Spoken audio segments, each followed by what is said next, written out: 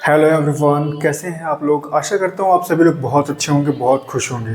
तो अभी हम लोग पढ़ने वाले हैं क्लास 12th की मैथ्स और चैप्टर 11 है, एक्सरसाइज 11.2 है और क्वेश्चन नंबर लिया है हमने 5।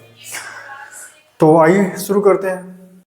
दिया हुआ है कि बिंदु जिसकी स्थिति सदिश 2 कैप आई माइनस कैप जे प्लस 4 कैप के से गुजरने वाली वह सदिश कैप आई प्लस 2 जे कैप जे माइनस कैप के की दिशा में जाने वाली रेखा का सदिश व कार्तीय रूपों में समीकरण ज्ञात करना है।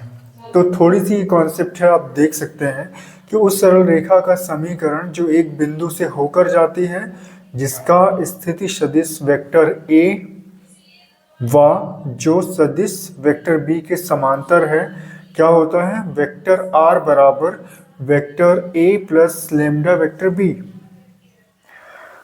तो एक और कॉन्सेप्ट है इसमें कि बिंदु x1, y1, z1 से जाने वाली तथा उस रेखा के समांतर है। मतलब एक रेखा है जो इस बिंदु से होकर जाती है और एक रेखा के समांतर है। मतलब आपके पास एक और रेखा दी गई है जिसके दिक् अनुपात दिया है ए बी सी। उसका समीकरण क्या होता है, x माइनस x1 बटे ए बराबर y माइनस y1 बटे बी z माइनस z1 बटे सी। तो ये रेखा का सदिश समीकरण कहलाता है, ये कार्तीय रूप में समीकरण कहलाता है। तो यहाँ पे आपको सदिश रूप में भी निकालना है और कार्तीय रूप में भी निकालना है। तो सदिश रूप में समीकरण आ जाएगा आपके पास, वेक्टर ए दिया हुआ है, कितना दिया है यहाँ पे, 2 कैप आई माइनस कैप जे प्लस 4 कैप के। ओके, वेक्टर बी कितना दिया है, वेक्टर बी आपके पास दिया हुआ है कैप आई प्लस 2 कैप जे माइनस कैप के। सिंपल सा आपको क्या करना है, सदिश समीकरण क्या हो जाएगा, सदिश समीकरण रेखा का वेक्टर आर यहाँ पे रहता है, vector A plus lambda vector B. तो कितना मिल जाएगा, आर क्या है, आर हमारे पास जो ये रेखा दी गई है जो इस बिंदु से होकर जा रही है उस पर स्थित किसी बिंदु का स्थिति सदिश है। तो वेक्टर आर बराबर वेक्टर ए यहाँ पे है 2 कैप आई माइनस कैप जे प्लस 4 कैप के, यहाँ पे प्लस लेमडा वेक्टर बी कितना है, कैप आई प्लस 2 कैप जे माइनस कैप के। तो सिंपल सा आप इतना लिख सकते हैं, या फिर इसे ऐसा भी लिखा जा सकता है 2 प्लस लेमडा यहाँ पे कैप आई माइनस, तो यहाँ पे आ जाएगा आपका 1 माइनस 2 लेमडा कैप जे, फिर यहाँ पे आ जाएगा प्लस 4 माइनस लेमडा कैप के। तो ये सदिश रूप में समीकरण हो गया। अब आपको जब कार्तीय रूप में निकालना होगा तो आपको x1 की आवश्यकता होगी, y1 की, z1 की और a b c।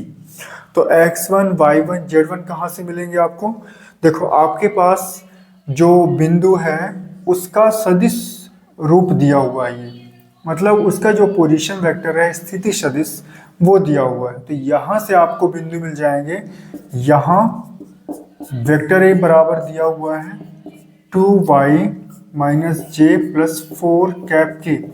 तो जो हमें बिंदु मिलेंगे यहीं से मिलने वाले हैं। तो x1 हो जाएगा 2, y1 हो जाएगा -1 और z1 हो जाएगा 4।